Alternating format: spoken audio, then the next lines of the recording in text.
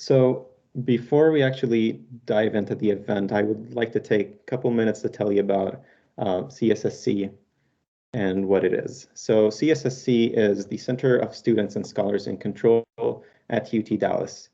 We are a fairly new organization that just started this semester, and we are open to anybody studying control, and that is or was part of UTD.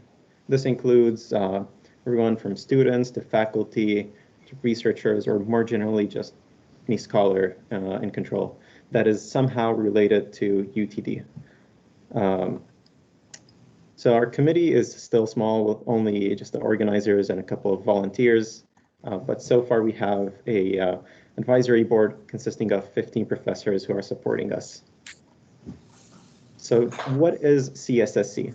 The main goal of CSSC is to create this online-offline network between control scholars who are or were affiliated with UTD in an effort to share expertise and have some fun.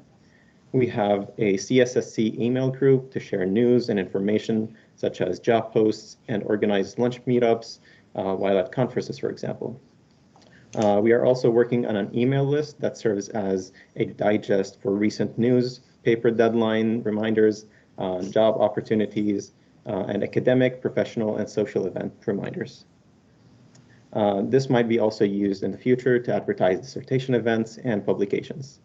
We also have plans for fun professional development events, such as this one, academic workshops, and control-related talks and discussions, such as the Dynamic Systems and Control Seminar, DSC, which is currently advertised on our website. Currently, we have 34 registered members, most of which, 75%, are currently at UTD. And among those UTD members, most of them are graduate students, specifically Ph.D. And most of those are in mechanical engineering with some in electrical and just a couple in other majors. We really hope to see these numbers grow. So really, there is no reason to not join CSSC. It's a great opportunity, I think, for everyone.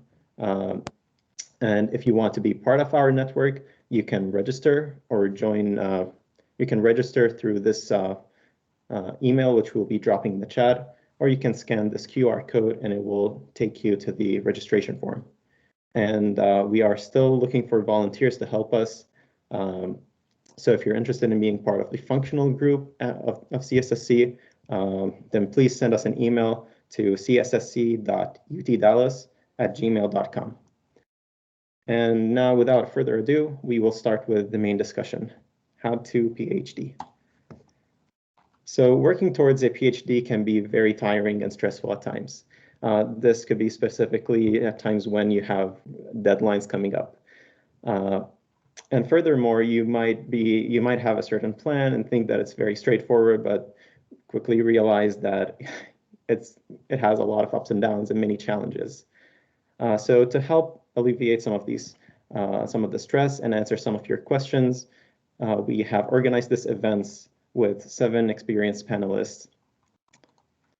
So please help me or join me in welcoming Dr. Mark Spong, a renowned professor who has been at UTD since 2008, Dr. Tyler Summers, an assistant professor who joined UTD in 2015, Dr. Robert Gregg, an associate professor at the University of Michigan, Ann Arbor, who was an assistant professor at UTD until fall 2019, Dr. G. Lev, an assistant professor at Clemson University since spring 2020, who got his PhD from UTD in 2018, Dr. Kaveh Fathian, a research scientist at MIT, who has been there since his graduation from UTD in 2018, Dr. Yi Guo, a postdoctoral research fellow at ETH Zurich, who graduated from UTD in December 2020, and finally, Nastaran Nikooienejad, a PhD student who is wrapping up her final year.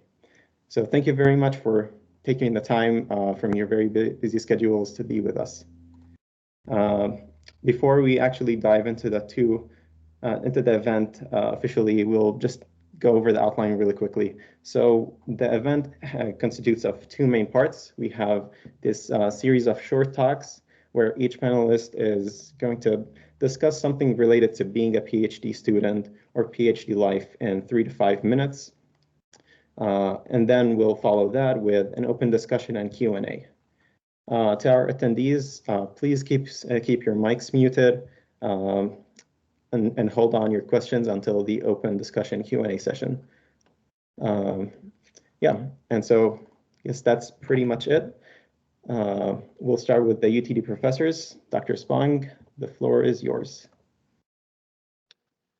All right, well, thank you very much, and thank you for organizing this. I think this is an important thing to do. It's always good to network with your fellow PhD students and share the pain and misery sometimes, and also the joy and success. So I guess one thing that I'll start off by saying, and those of you that have finished or are close to finishing know this, but doing research to get a PhD is much different than taking classes to get a degree. It's very nonlinear, right? So if you're an undergraduate or a graduate student taking classes, you know basically what's expected. You sit in the classroom, you do homeworks, you take exams, and there's an end in sight at the end of the semester. Research is very much different in the sense that you can spend hours, days, weeks, months, and essentially not make any progress. Progress may come in short spurts. There's no end in sight in that sense of a fixed timeline.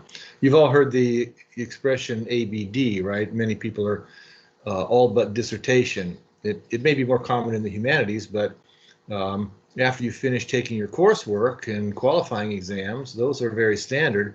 Then what remains for you is to finish your thesis, and that's where the difference arises between a PhD and a undergraduate degree or even a master's degree. It's not about learning, it's about being creative. And so you have to, getting a PhD involves inventing new knowledge or discovering new knowledge. And that's hard, that's much different. Now, the other thing that I'll mention, of course, to finish that, you shouldn't be discouraged if you're going along and don't seem to be making progress, because all the work that you do, beating your head against the wall or sitting in the library, it's not wasted. The more you think, the more you read, the more you work, even though you may not think you're making progress, somehow all that is being synthesized in your brain, and sometimes the results, once they start to come, they come very quickly. So that's the good news. You should ask yourself, why you want to get a PhD. Do you want to work in industry? Do you want to be a professor? Do you want to start your own company? The answers to those questions may dictate how you go about getting your PhD in terms of the project you pick, the advisor you pick, the school you pick. We can talk about that later in the Q&A. Some advisors have a contract that has deliverables, and so you will be asked to work on a specific problem. You will be given the problem to work on. Other advisors may have a more open-ended, like an NSF grant, where you can have more freedom to pick your own or move your topic and your research into a different direction. So, and that also affects your experience as a PhD student, right? If you want more freedom to explore your own ideas, that may say, well, I may not want to work on a specific contract with the deliverables. I may not want to work with a specific advisor if he or she is under deadline pressure and doesn't allow me independence, which also affects the topic you choose. So ultimately, you want to pick a topic that both you're interested in and your advisor are interested in. If you are given a topic to work on that somehow is not so interesting to you, you probably won't succeed at it. So the other advice is don't get roped into a topic or a thesis topic or a project too early. Talk to people, explore all the options, find out what you want to do, and then you have plenty of time. So the last thing I'll say is there's another saying that you cannot lead people farther than you yourself have gone. And what I mean by that in terms of getting a PhD is you want to read everything that you can. You want to be thoroughly knowledgeable about all the literature. So you know what other people have done, you know what the problems are, and you can find the frontiers and then extend them with your own original research. So read as many papers as you can. When I started in robotics, many people don't know that I didn't know anything about robotics until 2 years after finishing my PhD. I dropped my thesis work, the work that I had finished my PhD thesis on, and decided to switch into robotics. So it was almost like getting another PhD, although I was on my own. So I basically read 200 or 300 papers to try to get up to speed, and that was an extremely valuable experience. I knew what other people had done. I knew what the problems were. In the end, I knew probably the 5 to 10 papers that I should have read that were the best, but I had to read 300 papers to find out the 10 that were the best. Okay, so with that, I'll stop and wait for the Q&A later on and turn it over to the next speaker. Thank you. Thank you, Dr. Spong. Dr. Summers, the floor is yours. Sure. So yeah, I think that was a lot of great comments there. I'd like to start just by sharing a resource that I've found really valuable and that I have asked all my students to look at. So there's a website/blog called greatresearch.org. And this was written by a couple of professors who were at Georgia Tech at the time, and it was just intended as kind of grad school survival advice. The two professors are from CS, but I think a lot of the comments that they have, all the blog posts that they have are really apply kind of across disciplines, especially also in engineering.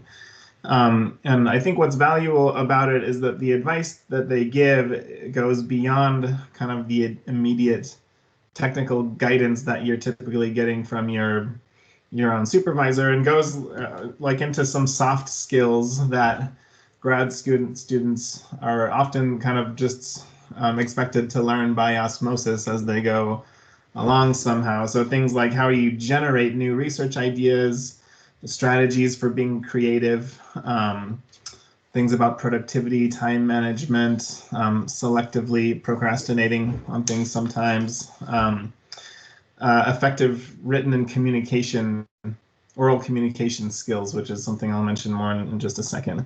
And then just how to read and review papers. This is something that, often you're given the stack of papers to read in the beginning, but like when you're just starting out in a new area, it's actually hard to read. It's hard to know which papers are good and bad. So there's a blog post there that just discusses, how to effectively read research papers, especially when you're starting off in the beginning. So that's one resource that I highly recommend checking out. Just go and read every single blog post that they have on that website. And I think there's some really valuable stuff there. So just a couple of highlights from that I think are key for doing a PhD successfully.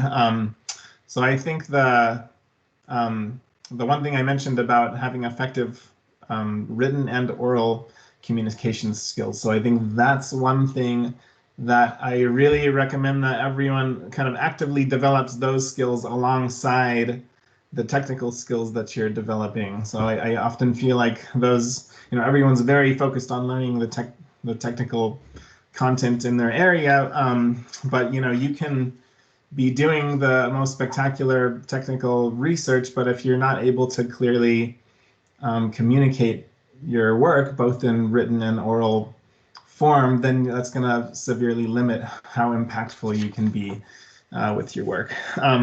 So yeah, the key is to actively develop this. There's another, like the classic book on writing is there's this Strunk and White Elements of Style or something like that. That's from like 60 years ago or something like that. There's another one that I recommend to my students called The Sense of Style by Steven Pinker. So this is just a book.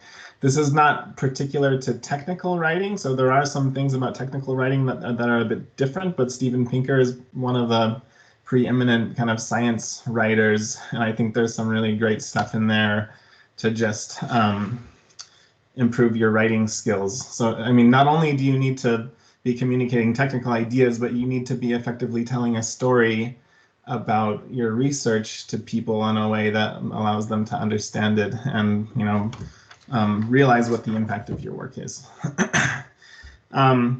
So, you know, the steps to this are just like Mark said, read lots of papers and listen to lots of talks.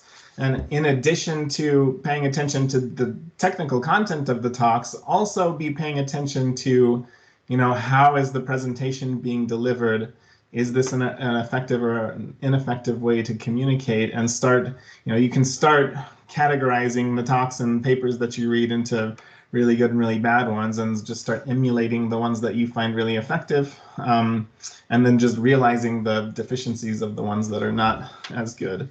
You know, one bright spot of the pandemic, if you can say that, is that there's now like tons of talks online from like very well-known people that, you know, many of which can give really effective technical talks. So there's almost an overwhelming amount of you know, lectures that you can go and listen to and kind of pay attention for how to give a good talk. And then the last thing is just to practice, practice, practice. So there's people who make it look easy, but giving a really effective technical talk is not easy and just takes a lot of practice and you know, looking at good examples and trying to emulate that. So the other thing I wanted to mention, so Mark mentioned this distinction. So this advice kind of depends on the type of advisor, the type of project that you're working on. So my projects tend to be a little bit more open-ended. So something that I value in PhD students, or something I want to see in my PhD students eventually, is that you own your topic eventually. Okay. So for me, a key part of doing a PhD is you know, developing the ability to advance knowledge in your area independently. And this is especially true if you want to go on and do an academic career. You need to be able to independently advance the state of the art in your area. And so this involves you taking an active role in, you know, finding a direction for your PhD research and then going along the path. So, you know, I think in the beginning, it's fine. You're going to have your advisor giving you very specific things to do, but eventually, what I like to see is this develops into more of a collaboration where you're both kind of actively bringing ideas to the table. And then at the end, you are the expert and you're kind of teaching your advisor, you know, you're discovering new things and teaching your advisor stuff about your dissertation topic. So I think I'll quit there and pass it over to the next speaker. Thank you, Dr. Summers. So next we'll move on to Dr. Gregg from University of Michigan. Hi, everyone. Good to see you all again. So I don't have to repeat the fantastic advice that the prior two speakers gave you.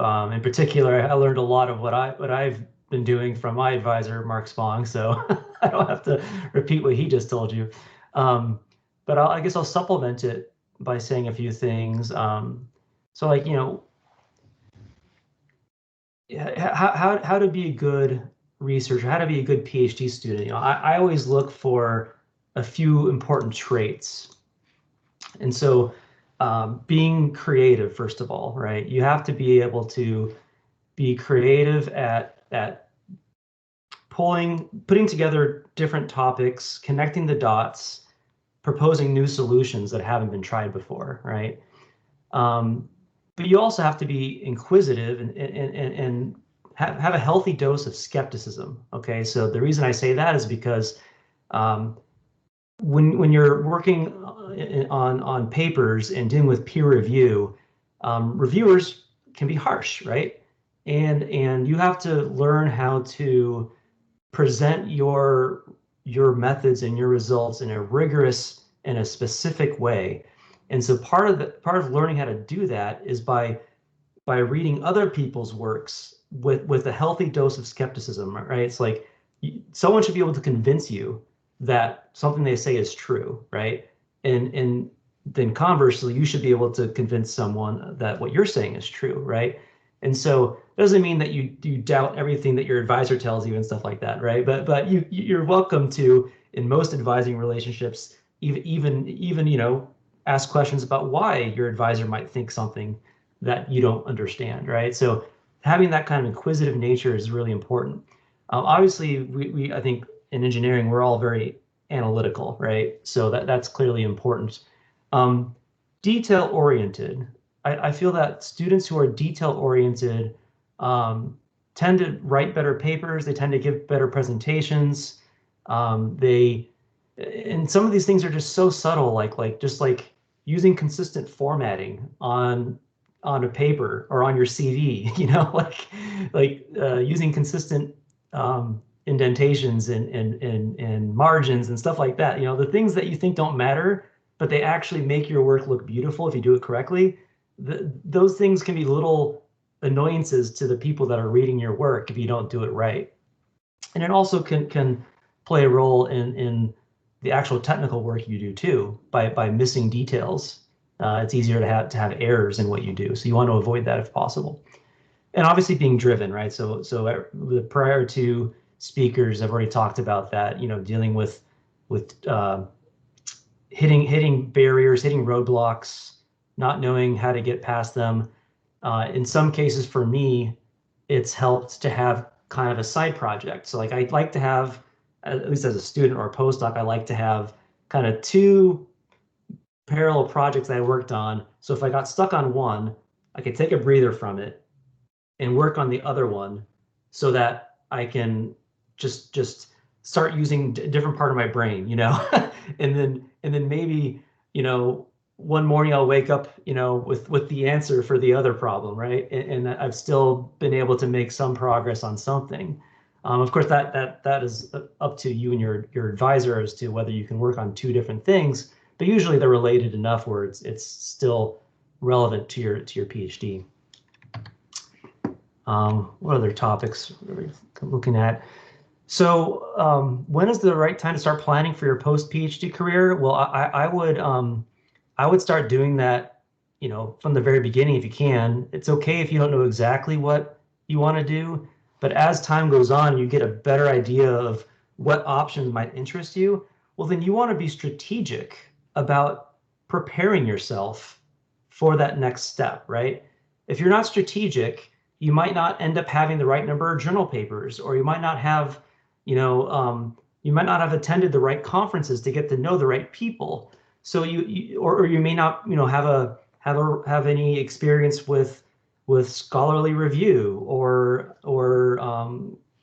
being involved in a workshop or an invited session or anything like that. So you have to be strategic, maybe a few years in advance of your next step, to start thinking about how can I position myself to be ready and to have a chance to get hired as a postdoc or get hired as a professor down the line, depending on what your goals are, right? And so that I really encourage my own students to have honest conversations with me about what their career goals are and what are professional development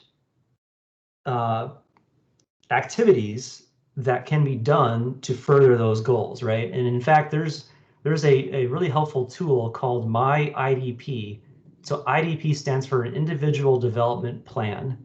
And so My IDP, which I'll send a link in a second here, kind of is like a survey that asks you a bunch of questions, maybe asks you about your preferences, what you tend to be good at, and it kind of recommends, these are career options you might consider, these are skills that you want to develop, and it can help you identify, where are your weaknesses, where are your strengths, what are things you could work on, and then discuss that with your advisor and try to find opportunities to deal with that stuff. So, it can be as simple as going to a if you most people have no idea how to write a grant proposal when they finish grad school. That's a really daunting thing for everyone. Maybe it's just as simple as registering for a grant writing workshop, right? That might have some sort of like $500 registration fee or whatever, but in many cases your advisor may be willing to pay for it as a career development thing, and the grants may be able to pay for it too. So yeah, I'd say just be strategic about about your next steps and start thinking years in advance rather than months in advance about how to position yourself to be successful. Thank you very much, Dr. Gregg. Next up, Dr. Lev.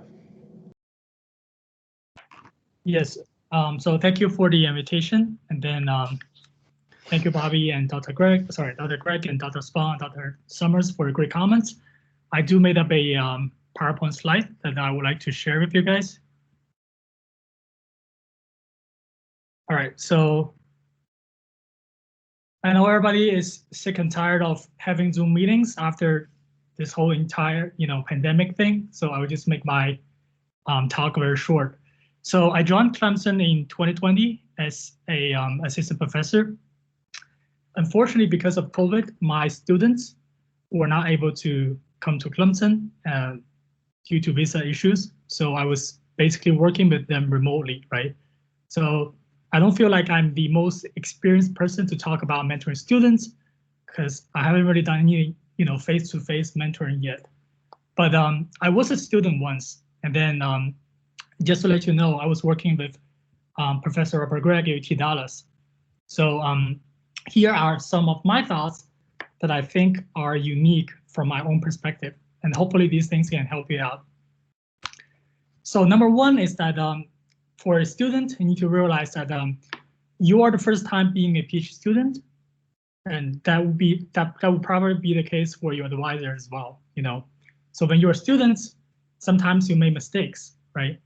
And for me, as a junior faculty just get started, I realized that sometimes I make mistakes as well, okay?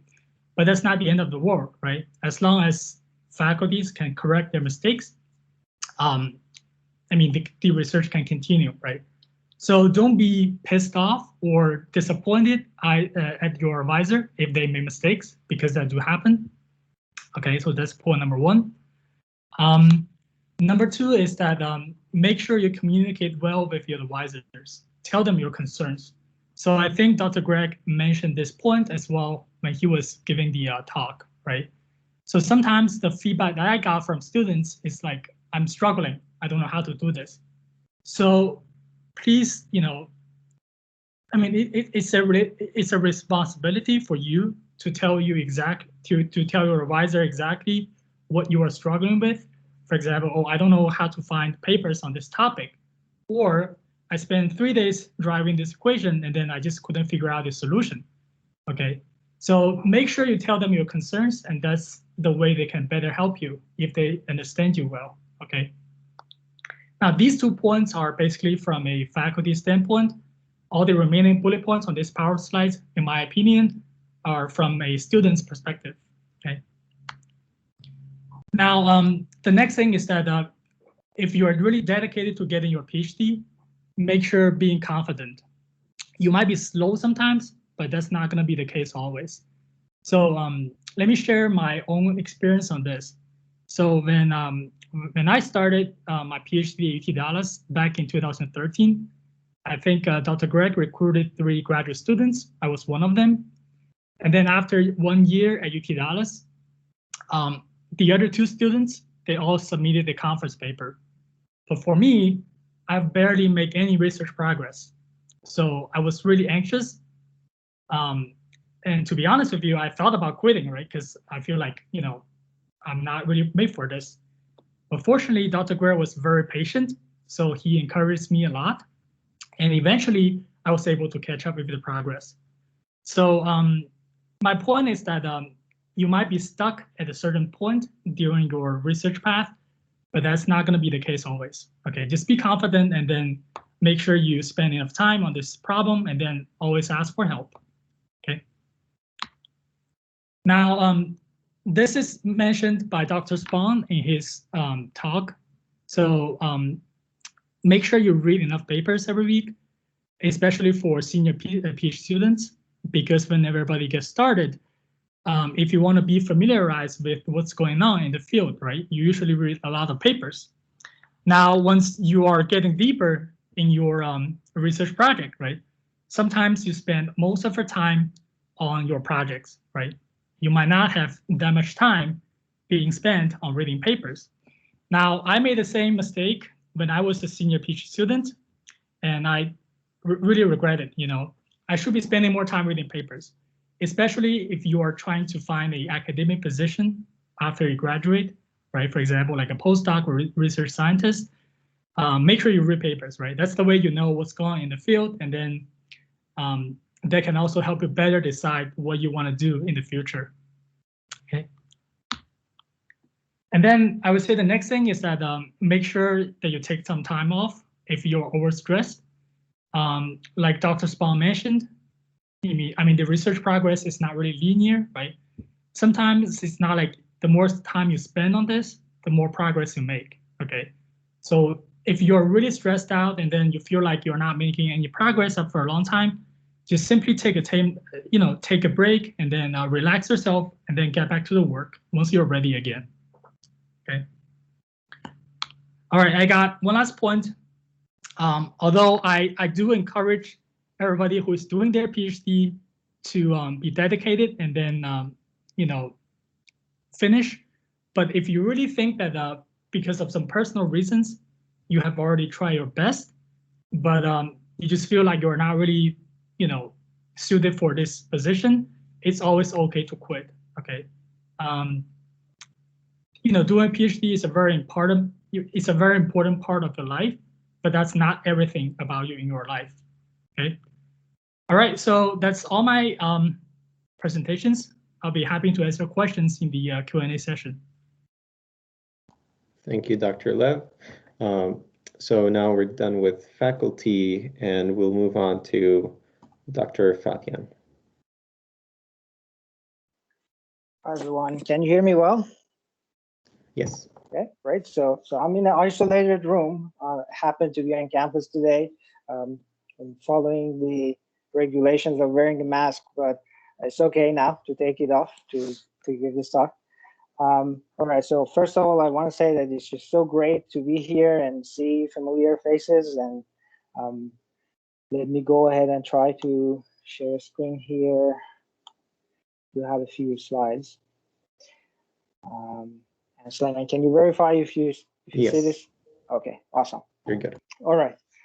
So I just want to take a minute and say that I want to congratulate Yi and Sulaiman, Nastaran, and G for putting this group together. And I know that I'm on the same board of committee members, but to be honest with you, I didn't contribute as much as these guys, and just it's amazing to see that you guys put this together, and the turnout of this event today, it really shows that this is the right thing to do. I wanted to give you sort of my personal advice or some of my personal feelings about how I felt my PhD was, and what were the sort of key points that I think someone should mention here. And I think I'm going to go ahead and start and just introduce myself. So I'm originally from Iran. I got my bachelor's degree there in electrical engineering, and then I moved to UT-D where I got my master's and PhD in EE. And along the way, I also got a master's degree in mathematics. So this whole process was around 7 years, and then I moved to MIT for a postdoc, and recently I became a research scientist. So I've been at MIT around 3 years. And my research is on control and dynamical systems, particularly distributed control networks, network dynamical systems. I love computer vision, camera pose estimation, data association, SLAM, or some of the things that I'm working on right now. And I really like to take these cool algorithms, the theoretical concepts, and then implement them in real-world robots. And the videos that you're seeing right now, there are snippets of some of the experiments and simulations that I did in my PhD. All right, so I was thinking about this last night, trying to come up with a set of pros and cons for the question of should I get a PhD or not. And then the cons that came to my mind was that this is a long process. So of course it depends on the institute and university that you're in, but it's typically around 4 years. And the way that it works is that you're normally supported by some funding, which could be research assistantship, teaching assistantship, that will cover your tuition, and they will give you a salary, a monthly salary, but that salary is not a lot. It's between $14 $100 to $2,000 a month. So you kind of have to live a little bit like a monk, and it will be a little bit difficult to get in a relationship. If you have a family, it will be difficult for them, not only financially, but also the workload of PhD is notoriously hard.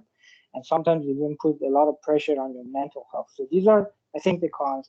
And the pros of why you should get a PhD, I think, first and foremost is the intellectual curiosity and your passion for research and discovering things that are not discovered. And I think really if you don't have that passion, it's very hard to advise to get a PhD. Other than that, there are certain jobs that require the degree. If you're thinking to become a professor, maybe like a high-profile researcher in the national lab or R&D of certain industries, they do require PhD. One thing that is, I think, really important, there are just certain PhD skill sets that you learn, like time management. You become a problem solver. You learn how to give a public speech. You learn how to teach and do networking. And by networking, I don't mean that going and talking to some stranger. Just being in the PhD program, your lab mates are people that are in the same program, and they're gonna graduate and they're gonna become very successful people. They're gonna become professors, researchers, and just by being in that environment, at the end, you know a network of very influential, very important people, which is great. All right, so let me go ahead and start talking about one of these skills. If I can. All right, so. And this time management. And this is something that I struggled with a lot initially, and I wish someone would have told me this from the beginning, but I finally figured it out. And the secret sauce is that you have to make a calendar entry for every task that you have. And this is a snippet of a calendar from Debbie Park. She's a professor at Georgia Tech, and she has this wonderful blog about time management and how to use this calendar technique. So if you look at her calendar, it's very interesting that she has time for time on the calendar for waking up, time for going to bed.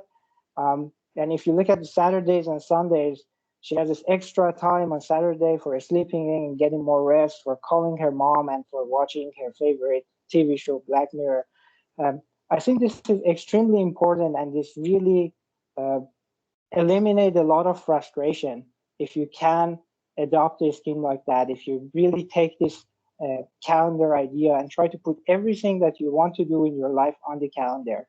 And if many of us have these ideas that, I want to publish this paper, that paper, it never becomes a reality, these ideas, these goals, until it's really on the calendar and you have dedicated time for it.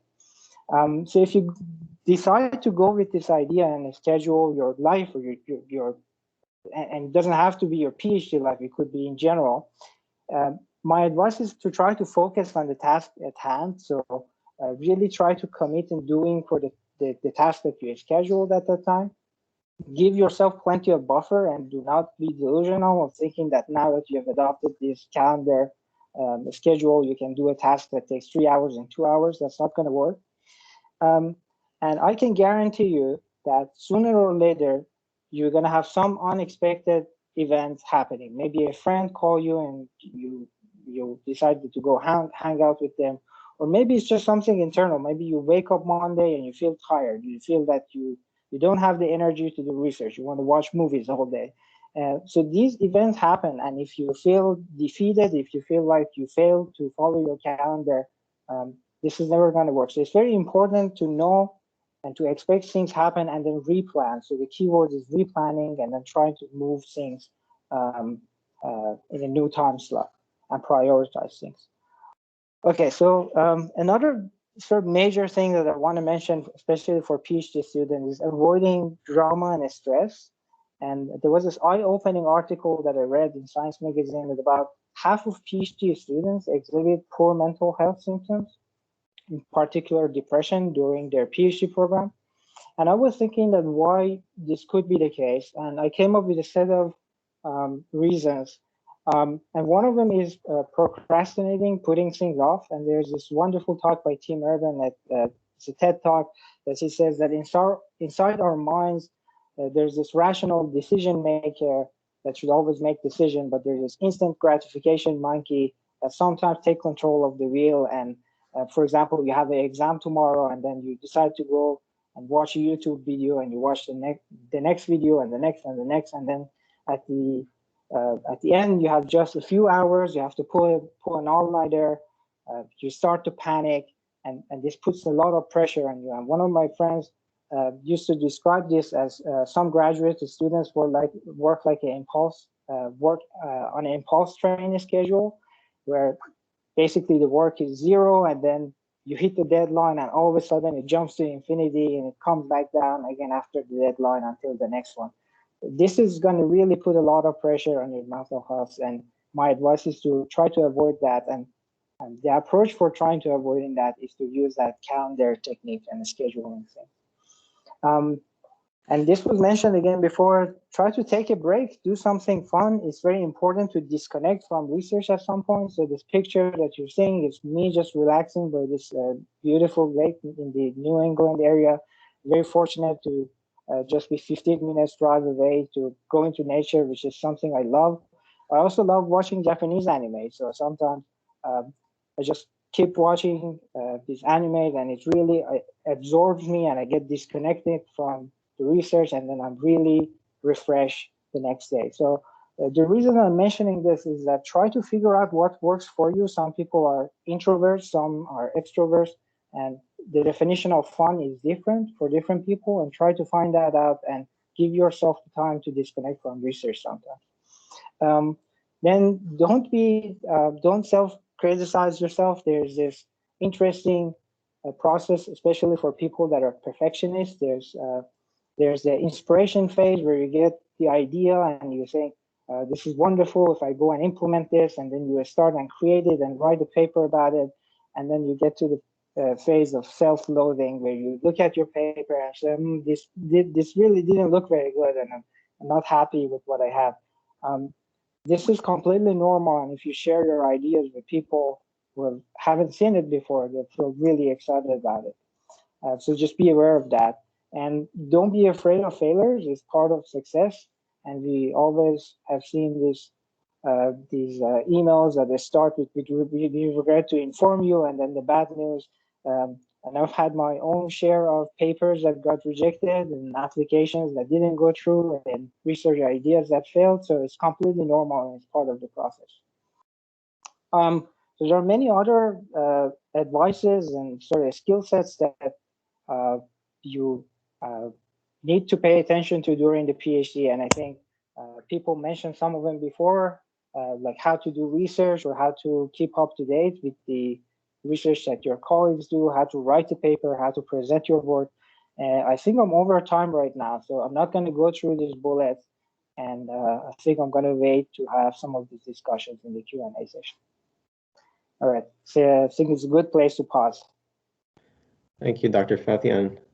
Next up is Dr. Guo. You can go ahead. Thanks. So can anyone hear me clearly?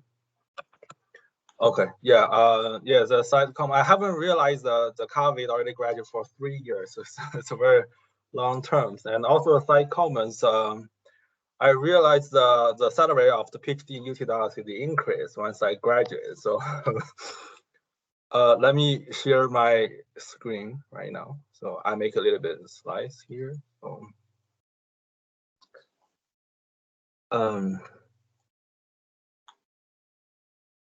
So can anyone see my slides?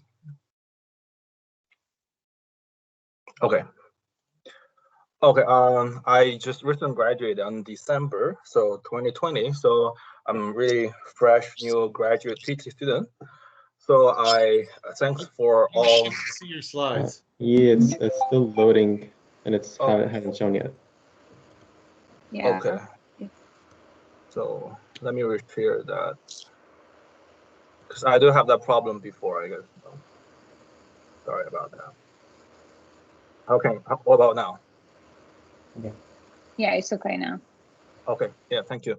Yeah, thanks for lots of really nice comments about the previous speakers. And since I'm just a newly graduate from the 2020 December, So I'm trying to using this slide to show the one of my experience during my PhD study and some mental strugglings experience and how I learned from my starting from the fresh PhD student and just working with Dr. Summers and learn how to do research and how to plan my career.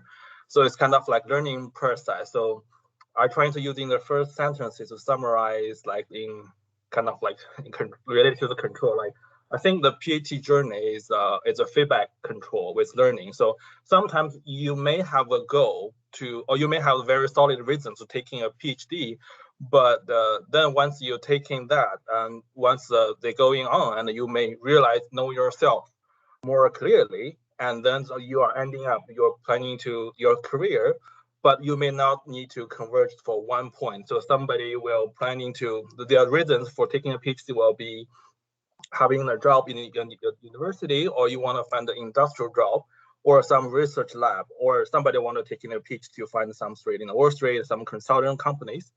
So I would like, yes, I agree with Dr. Gregg, like you need to have some strategy. So before you step into the PhD, and that must be your very solid reasons, that's your motivations to continue your PhD journeys, because that's not be easy to doing the PhD journey. But what I learned from my PhD study is like that's you probably need to keep learning yourself, like during your PhD, because you take the different research topic, you work with different people, and once you and your energy and your motivations will be not consistency, like all in the very high energy or full of idea, you may find difficulty or challenging, and you will always like I will always sometimes will doubt myself, like whether we take this PhD, do I make right choices?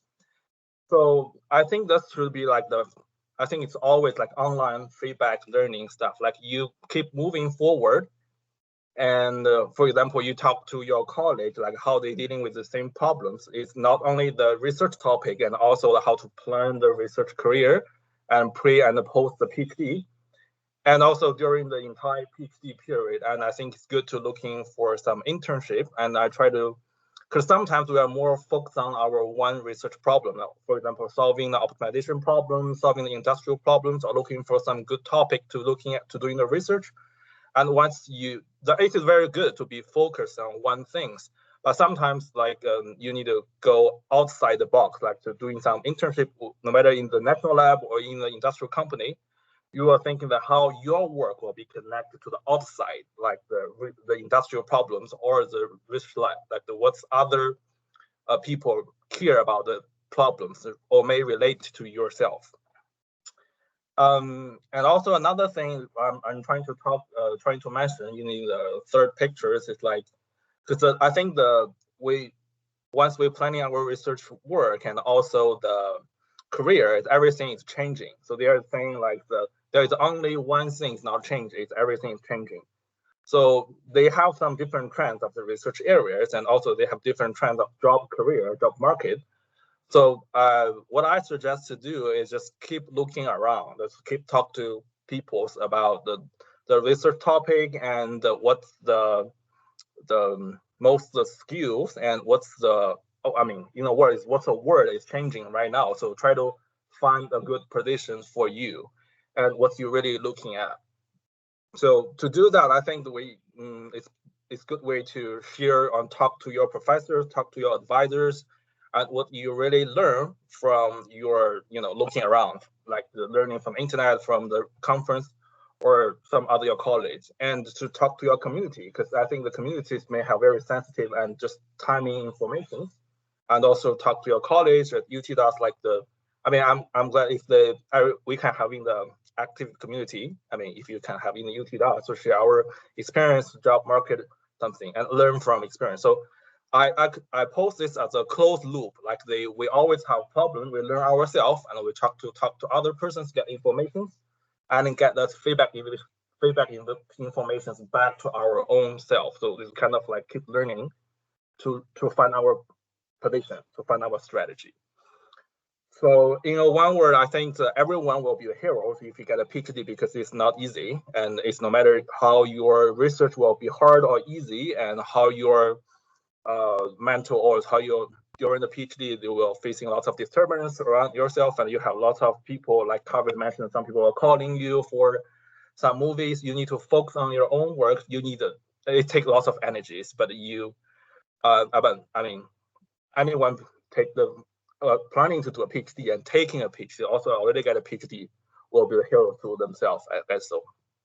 So in general, I think we meet lots of the difficulties, but just don't doubt yourself. I think just keep moving forward and keep updating the knowledge of yourself, and also keep focusing on what you are doing with the full energies. Yeah, I think that's my comment. So yeah, thank you. Thank you very much, Dr. Guo. And finally, we have Nastaran. You can go ahead. Sure. Let me share my slide.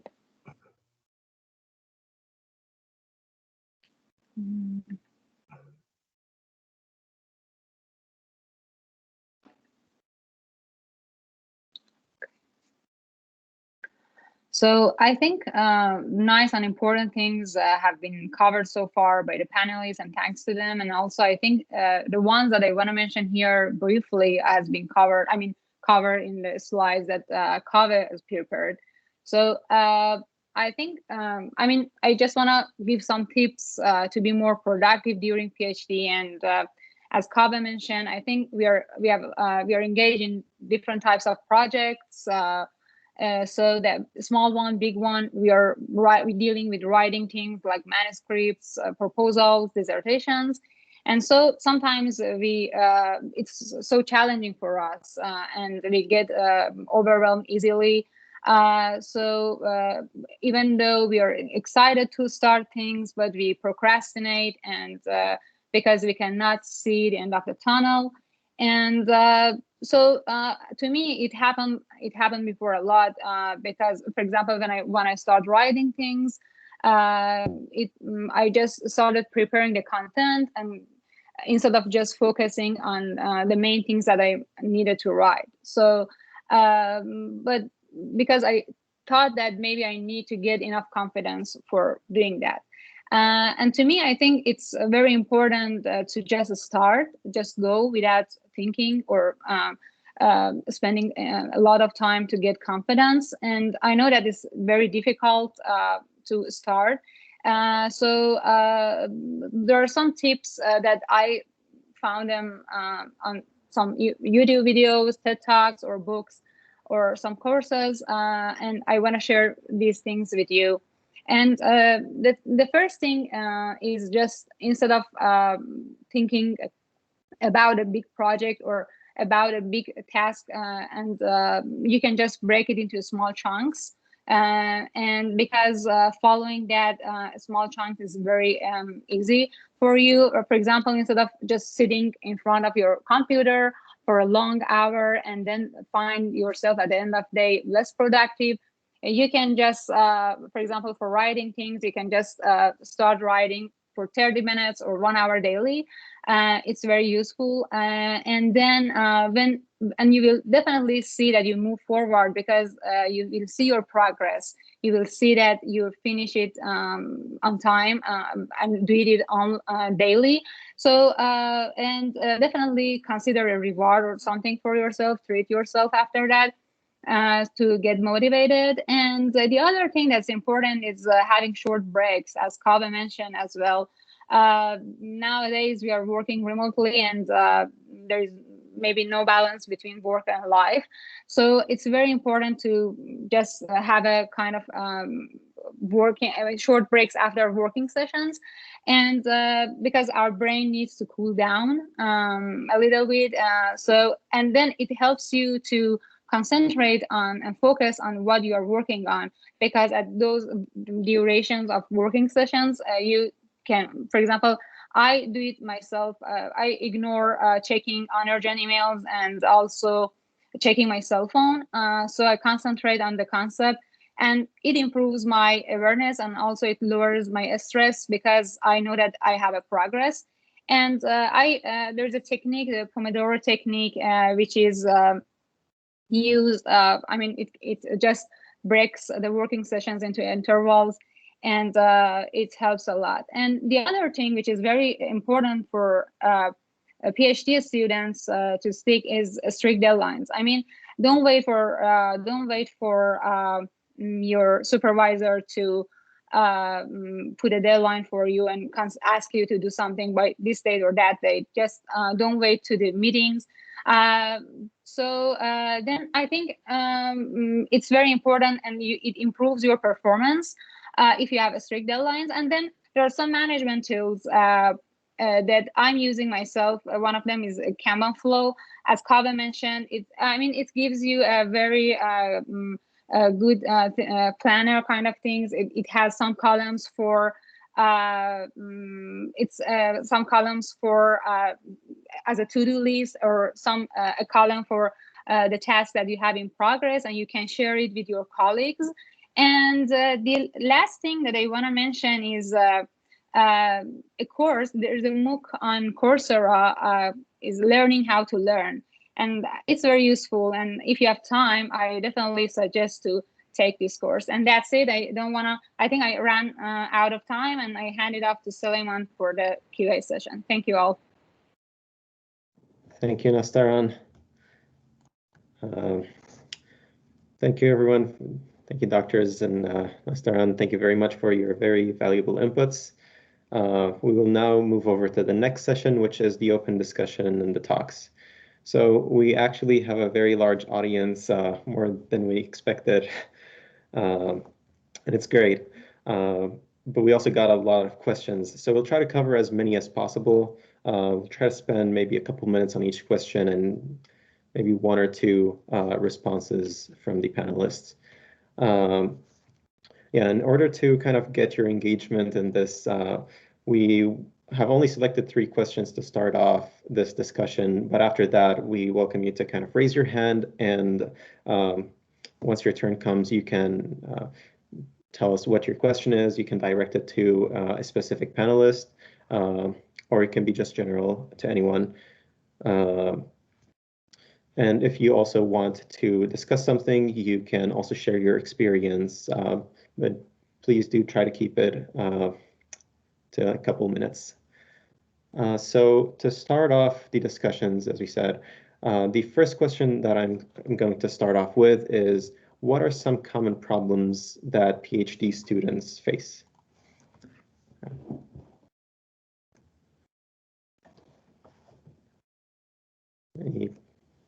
Any takers? Who are you asking that question, Simon? Anybody, any of the panelists can just unmute and try to answer. Yeah, it's completely free to you guys. Well, there's an obvious financial issue. PhD students are low paid, overworked, and underpaid. So there's the combined with the stress of that, there's also, and it's hard to stick it out for 5 years. I got my PhD in the late 70s, and I made $300 a month for 6 years. And I used to joke to my grandmother that she was feeding her dog lunch meats from a fancy lunch meat, and I was eating hot dogs that left the water pink after I boiled them. So her dog was eating better than I was. So, but you have to, it was all worth it, right? Now my career has been very rewarding because I stuck it out for the PhD. So I just mentioned the financial stress, and maybe others have other comments.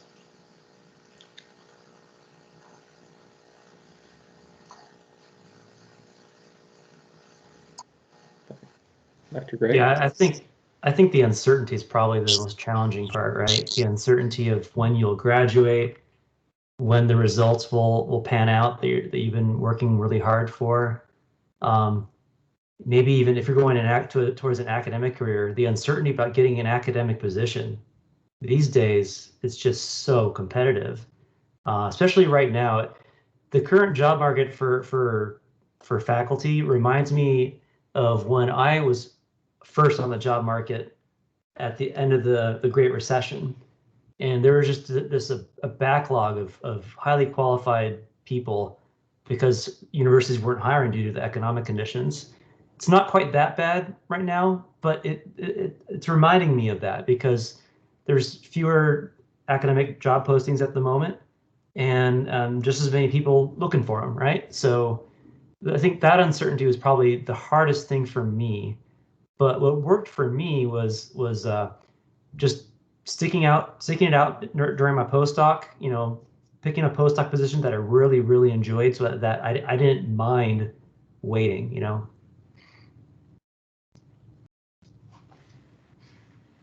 Yeah, I think I agree with that, and I'll add just like the particular uncertainty about finding your topic if that if you're not already handed it to you at the beginning.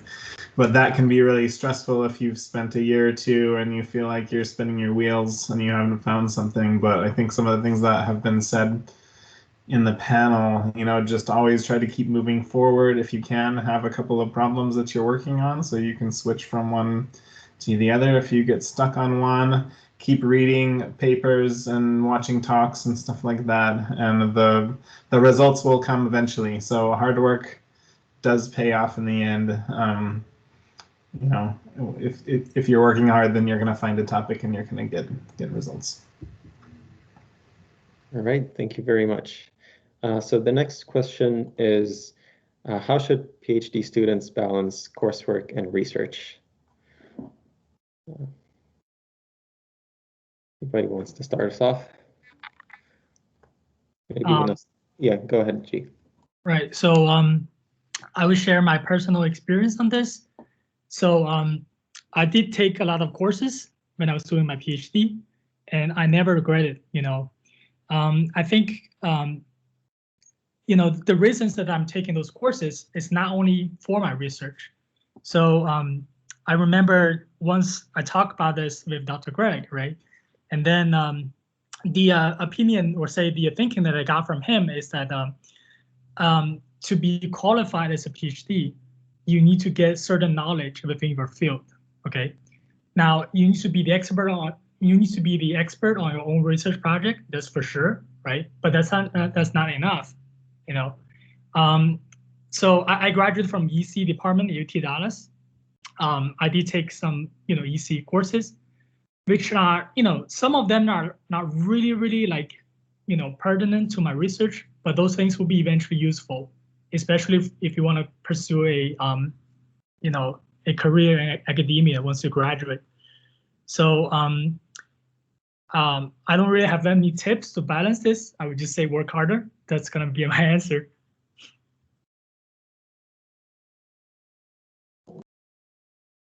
Kaveh, you want to share your advice? Yeah, I can take this opportunity to resell my calendar trick for time management. I really think a lot of answer to these frustrations about work-life balance, about not being able to achieve certain things. You have something in your mind, but it's never going to become a reality. It's all because you didn't really plan for it on that calendar. If you really, look at the time that you have available. Okay, so here's what I want to say. The issue is not that you're not motivated. The issue is not that you're not talented. The bottleneck is always time. Time is the issue. Time is the main enemy here, and that's why it's so important that and Nastaran mentioned that there's these tools that you can use to come up with your task, with the list of the tasks that you have at hand. But I feel it's also equally important to allocate time to those tasks. So put them on your calendar, and on that calendar, make sure you have time for fun stuff that you want to do. If you want to watch a movie, put that on your calendar, right? Put it on a Sunday night. I want to do this. Block off the time for that. Block off the time for your family, for your relationship. And during that time, really just commit to that. So commit to the task at hand. Don't get distracted by an email that you receive from work. Really just try to disconnect from work at that time. Take a break. So again, sailing back the calendar idea. It's really a great solution. If you haven't tried it, I highly recommend that you give it a try. And don't forget to replan. Things are going to fail, and you have to replan and reschedule. Thank you very much. So I guess we'll move on to the final question that I will ask, which is, how should I balance publications between impactful research and publishing frequently? Should we learn to publish or learn to make an impact?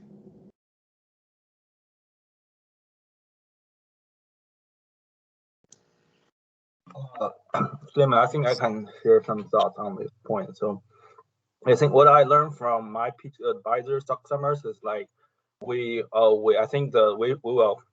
trying to be better instead of the first one. So I think like the Dr. Summers mentioned before, I think we treat the technical issues and writings at the same important balance. So we need to have the good technical development. Also, we need to find a good or better way to demonstrate and communicate with the result to all the community.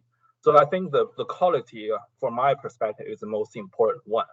So, I mean, as long as we have problems and we need to find a good way to solve the best method as we can to solve the problems and try to post the problem in a good way. And also, I remember, I think my first journal papers will take almost like half years once we have the first draft. So I keep communicate with my Dr. Summers, and we learn and keep in several iterations to make the papers in a good shape. So when I compared my final draft to the first the draft, I think it's completely different, but I learned a lot. So that's still benefit right now when I write a paper. So I think from my perspective, and the quality in both technical way and writing will be the most important. It's not the frequency yet from my perspective, yes. And I can add something. I think these two are inseparable. So the projects that we are, I mean, actually, as you mentioned, it takes time for publishing a journal paper in a good journal. So it's take maybe half a year or 1 year to be published. But I think that the project that we are working on, mostly funded by research institute or government, so you will see their impact finally. But and I think we are engaged in real world projects somehow. So you will definitely publish the papers and we'll see the impact as well. Okay, any other comments on the quantity versus quality debate? Dr. Spong, I think you're muted. Well, this is one of the things that's unfortunate about our field is that people tend to count numbers. So you have to, you kind of have to do both. You have to make sure you have enough papers to be credible, but you really want to focus on writing papers that you think will have an impact. I've always told, Bobby can attest, I always told my students, you want to write the first paper in the field rather than the last paper in the field, because if you're writing a paper on when there's hundreds of other papers on the same topic, it's not going to have much of an impact necessarily. And people, you know, but if you're doing something that's out front and there's it's a new area, you get in on the ground floor and write one of the first papers, then that paper is going to be cited and it's going to have an impact. Thank you very much. So now we'll take more questions from the audience. If you also want to type your question in the chat, you can do that. So first up is Zen Park. You can unmute. Hi, I just had just a few questions. I guess one is kind of a broad one to begin with. And I wanted to know if any of you have any experience with, you know, getting a PhD outside the US. Did any of you ever consider that?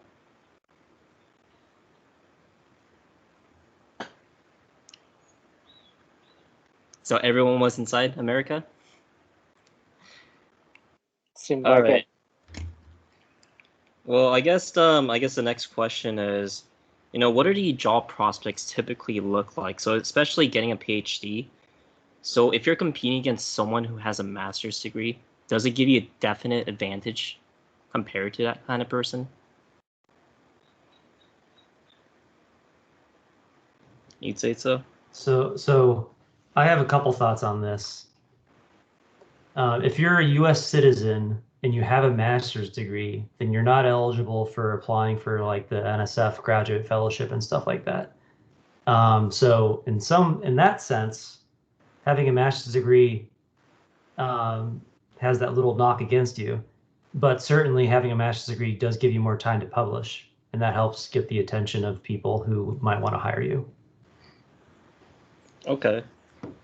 And do any of you plan on getting any more PhDs after this? Well, we're always looking, right? I can't. Maybe it's just a personal question.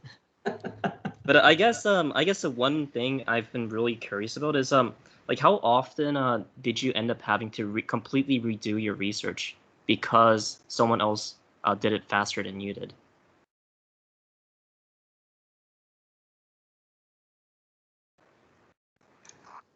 Well, go ahead, Mark. Well, I had to completely redo my research because I dropped my field of research and switched to an entirely new area.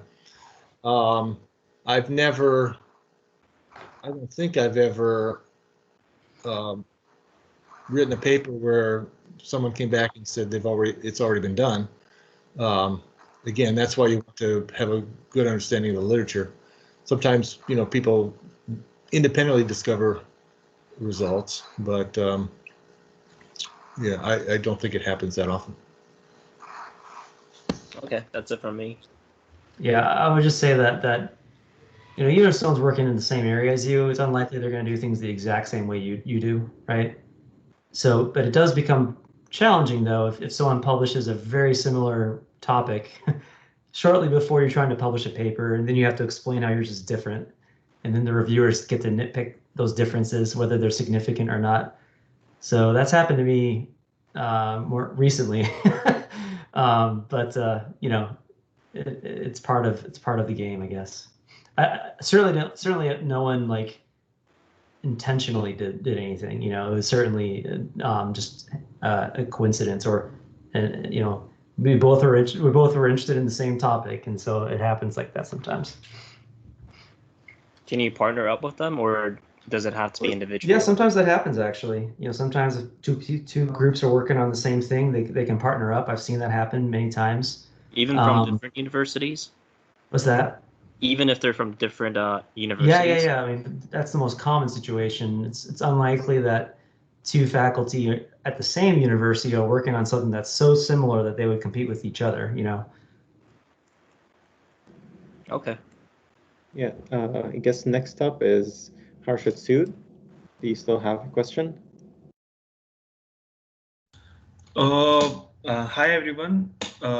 So I'm a first year master student, and I'm sorry it might be a little naive question, but I am interested in research, but I'm still exploring how much I would be comfortable with the research, because I have always had a curious mind and I always wanted to explore the things, but I really don't know when I actually get into the serious research part of that field, how much would I be able to actually handle it.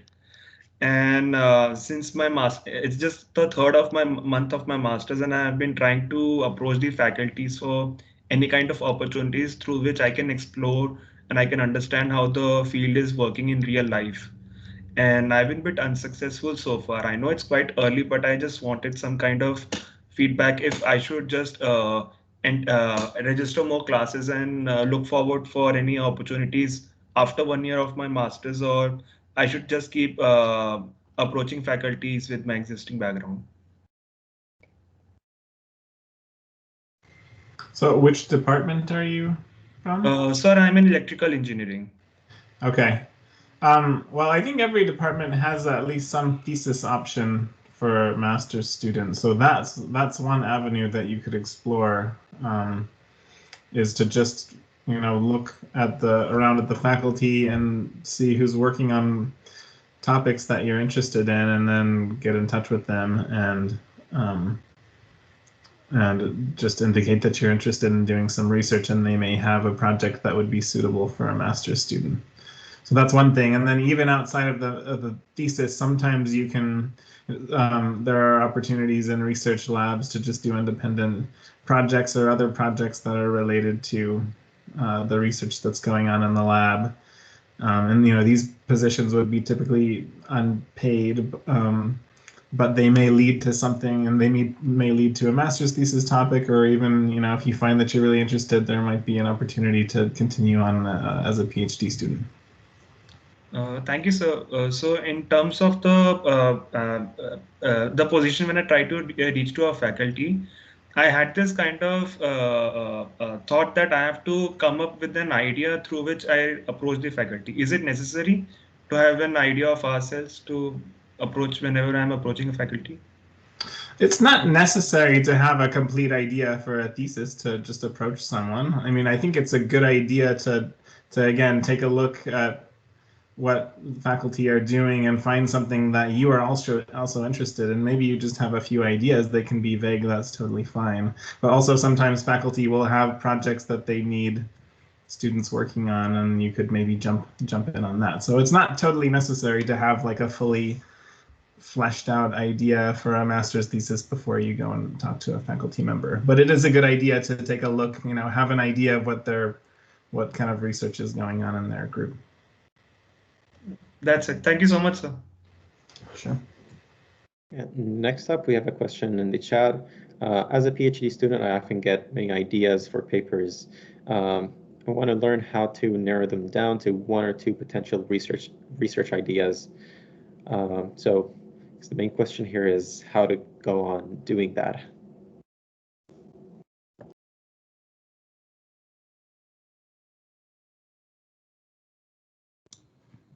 I think it's a iterative process with your advisor, right? So it takes several conversations over the course of a semester or two, unless the funding that the advisor is supporting you with has very specific milestones that need to be delivered, like Dr. Spong was saying earlier. So I think of it as an iterative process where you get more and more specific over time. So like, for example, like the whole if you can imagine dividing up the whole PhD into 3 research aims or 3 research objectives. The first one maybe is more specified by the advisor. The second one is maybe a blend of something that you and the advisor co-developed, proposed. And the third aim, ideally, is something that the student has the majority of the intellectual contribution to, because of course by the end of a PhD you should be an independent researcher, right? That's the whole goal. That by the time you're graduating with your PhD, you should practically be more of an expert in your specific topic than even your advisor, right? Ideally. Thank you. I can just, sorry. Go ahead. I was just going to add that, and that's a better problem to have than having no ideas. So it's a good thing if you have, having too many ideas is better than not having any ideas. So you're already ahead of the game there. But yeah, it's, that's something that you can discuss with your supervisor, I think, and iterate on. I agree. Inka, did you have anything to add to that question, or should we move on? Yeah, you can move on. Okay, so I think next up is Ben, and I think we have time for maybe 1 or 2 questions after that. Go ahead, Ben. Ben, you're unmuted. Sorry, there we go. Can you hear me now? Okay. Yeah, thanks everyone for giving your perspectives on things. My question's a little more open-ended, and please feel free to hurt my own feelings or the other PhD students. But what mistakes or things do you see us PhD students do that make you cringe or just want to grab us and shake us and say, like, don't do that? I'll tell you my pet peeves. They're usually with writing papers. it bothers me when like I spend, it takes me like practically half a day to do a thorough review of a research paper, spend a lot of time on it. And it really bothers me when students like don't address all the issues that I've identified. And it's okay if they disagree, that's okay. Like as long as they tell me why they disagree, it's okay. But like ignoring things, that bothers me. And then if I have to like repeat my comments the next time I look at a paper, it's just like, oh, because I have so many other things I have to be doing, and repeating comments is not the best use of my time. So that's probably the thing that frustrates me the most. But usually it just tells people like, don't do that again, please. And then it's okay, I have a very similar comment to Bobby. So basically, when I send out emails to students, right, sometimes they just read the first part of it and basically ignore the second part. And then I have to remind them again that, look, we have two tasks, right? You basically finish the first one, and then there's the second one. And then sometimes I need to remind them like, a couple of times. So, that's very similar to not address all the comments from advisors, right? So.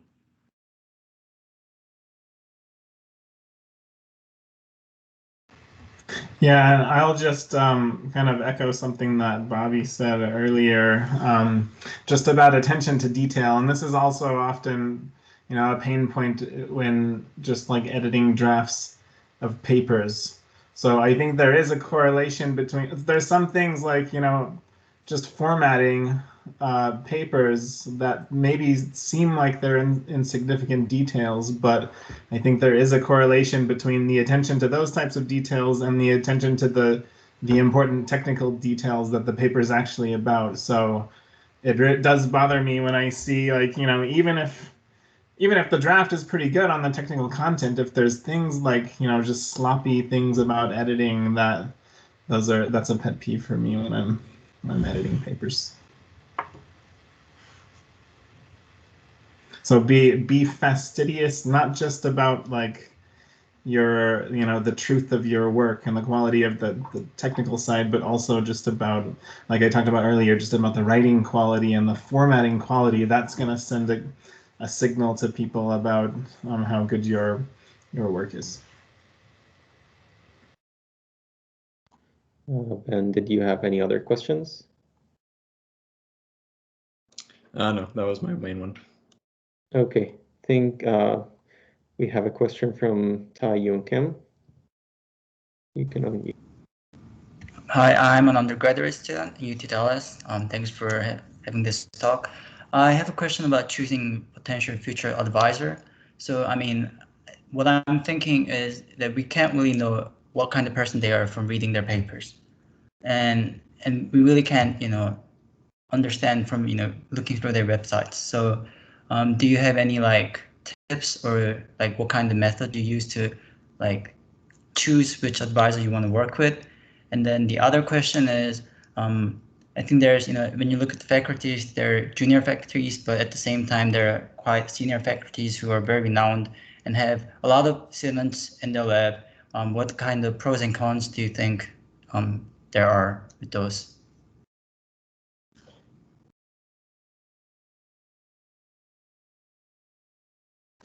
Well, those are actually they're excellent questions. First question, you might take a course from a potential advisor and get to know the person that way. Talk to them in office hours and find out if you have a common interest and your personalities match. In terms of senior versus junior, that's that's a hard one. I think that again, it depends on if the research is in an area that you're passionate about and you get along with the person.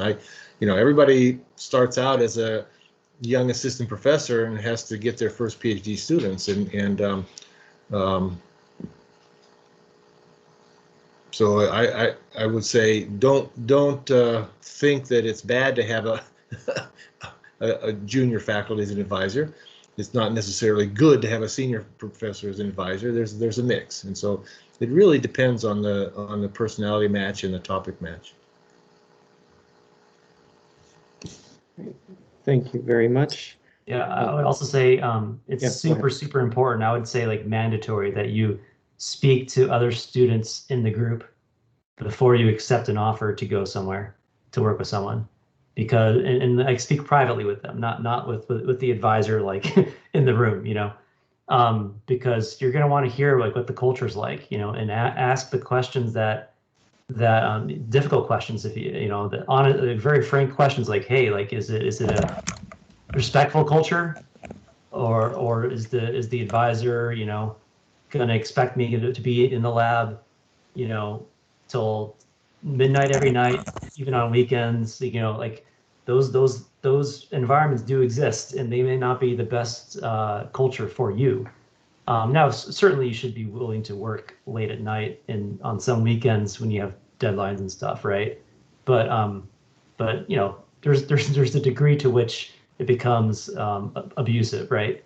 And so to require students to do that, and so just yeah, you really want to have frank conversations about what the culture is like in that lab. What is it like to work with that advisor? Thank you very much. I think we will just take these last two questions really quickly. So we have a question in the chat about the Pomodoro technique. Do you use it every day? And I think that's okay. Yeah, sure. Yeah, the Pomodoro technique is I mean, it's a technique that you can break the work that you are doing into into different intervals. So and then it helps you to focus on the intervals as considered as a working sessions. So for example, you can have a 1 hour of working session, and afterward you can have a short break of 5 minutes or 10 minutes. It depends on you. So in that 1 hour of working, you focus on the work and the task. So it helps you to not to interrupt yourself. So you ignore all the things that, for example, checking emails or wandering social media, or so it just help you not to be distracted. That technique is used in different apps, management apps or tools. The one that I mentioned in the slide is Kanban flow. So and then there's a timer, so you can set the break time and the working session time, and then get used to that in order to work. Yeah. Thank you, Nastaran. Just a very quick last question. As an undergrad student, what are some tips to get ready for, or things to focus on before starting a PhD?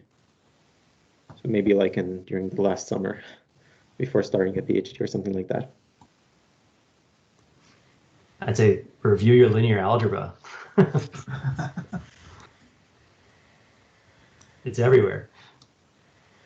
Yeah, I'd also just say take time to explore and find the things that you find really interesting.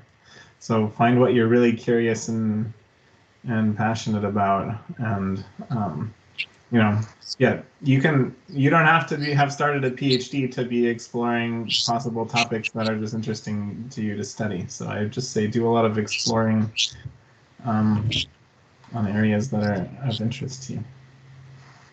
I had to find an apartment and a roommate. That's what I spent my few months before I started grad school, because I moved to a new city. Thank you all very much. I think we will wrap it up now. First, I would like to thank everybody, all the panelists, Dr. Spong, Dr. Summers, Dr. Gregg, Dr. Lev, Dr. Go, and Dr. Fathian and Nastaran for joining here. I would like to thank everybody who participated and or helped out in making this possible, and Emma Fowler, who has been helping me moderate the chat. Yeah, so, and most importantly, I would like to thank all of our attendees for your excellent questions and, you know, making this a very big event. Yeah, so finally, I would just like to remind everybody that you can join CSSC by going to the link in the chat or by scanning this QR code. And if you are interested in being a volunteer, please contact us. And we're also going to drop a link in the chat for for feedback. So if you like this event and would like to see more like it, or if you want to leave us some ideas for some events that you would like to participate in, please fill in the survey that we're going to leave in the chat. Other than that, thank you all for participating in this event and for joining us today.